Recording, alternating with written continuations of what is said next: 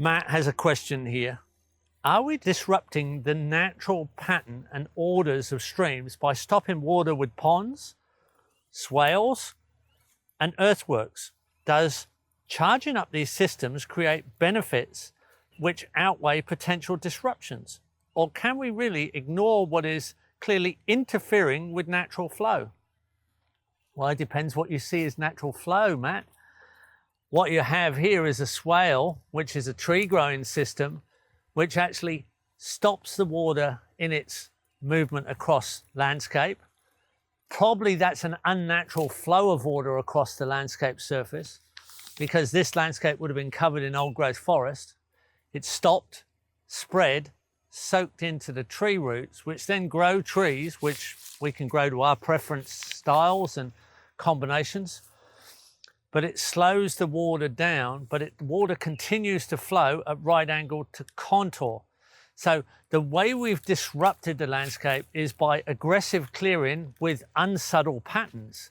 Now that's created a flood and drought regime. In other words, the water runs off much quicker, hits the streamline, hits the rivers, and flows at an aggressive rate. So that's a flood. But because the drainage is so quick, there's very little left behind as residual water to drought-proof the landscape. So what we've done is we've slowed it, stopped it, spread it, and soaked it, which is much more like a natural pattern of a landscape that's in full ecosystem flush, as most landscapes would have been before the disruption of human intervention. And now we're allowing it to revegetate, at least within sensible patterns and orders, where we can interact between those patterns for our productive requirement. So we're creating patterns that are much more natural than the ones that are presently in position wherever we work. And remember that we're not swaling through ecosystems. We're not swaling through quality regrowth forests. We're swaling through areas that have had inappropriate agriculture that is not really something that is going to last. It's always going to be disruptive. We're putting in permanence. It's going to be there forever.